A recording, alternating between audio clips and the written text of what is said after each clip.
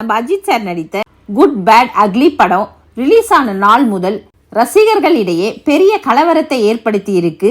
இந்த வீடியோவில் நம்ம என்னெல்லாம் பார்க்க போறோம்னு பார்த்தா, 7வது நாள் வசூல் எவ்வளவு, உலகம் முழுவதும் இந்த படம் எவ்வளவு சம்பாதித்திருக்கு, ரசிகர்கள் உண்மையில் என்ன சொல்றாங்க, படத்தோட சிறப்பம்சங்கள் என்ன, இது ஒரு வெற்றி படம் தானா அப்படின்றத பார்க்க போறோம்.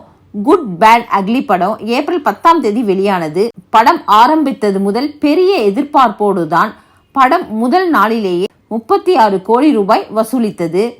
படம் 7வது நாளானதும் இந்தியா முழுக்க ரூபாய் 112 கோடி 62 லட்சம் வரை வசூலித்தது. இதுக்கு என்ன அர்த்தம்னு தெரியுமா? ஒரு வாரத்துக்குள்ள படம் நம்ம இந்தியா முழுக்க மிகவும் வெற்றிகரமா ஓடிட்டு தான் இருக்கு.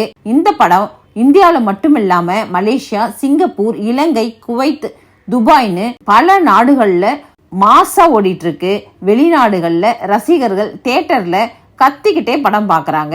அது மட்டும் இல்லாம உலகம் முழுக்க சேர்த்து இந்த படம் ரூபாய் 173 கோடி வசூலித்துள்ளது. ரசிகர்களோட உண்மையான விமர்சனமும் உணர்வுகளும் என்னன்னு பார்த்தா, தல சார் இந்த ரெட் டிராகன் கதாபாத்திரத்துல செம்ம கலக்கு கலக்கிறாரு. இந்த படம் முழுக்க அவரு முகத்துல ஏற்படுற மாற்றம் தான் படத்தோட வெற்றிக்கு காரணம்னு சொல்றாரு. அது மட்டும் இல்லாத தல அஜித்குமாரின் நடிப்பு, உடல் மொழி, கண்ணோட்டம், படத்துல அவர் இருக்கிற ஒவ்வொரு நிமிஷத்தையும் ரசிகர்கள் பாராட்டுறாங்க.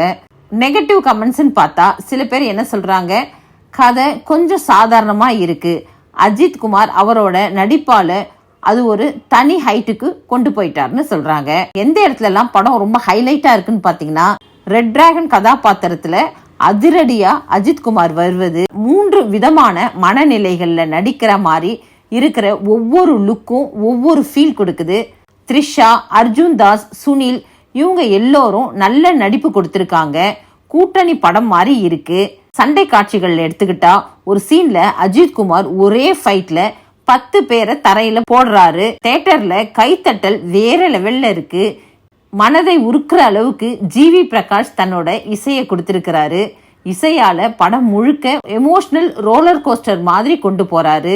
தனி சுடுகாட்டுல கிளைமேக்ஸ் பிஜிஎம் வேற லெவல்ல இருக்கு.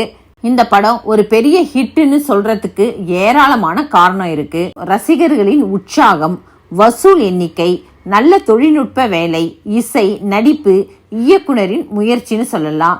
இருந்தாலும் சில பேர் என்ன சொல்றாங்கன்னு பார்த்தா, கதை புதுசில்ல, ட்விட் எதிர்பார்த்த மாதிரி தான். ஆனா நம்ம சொல்ல வேண்டியது ஒரே ஒரு உண்மையான விஷயம் என்னன்னா, அஜித்குமார் ஒரு படம் எடுத்தார்னா அதுல மாஸ், ஸ்டைல், எமோஷன் எல்லாமே இருக்கும்.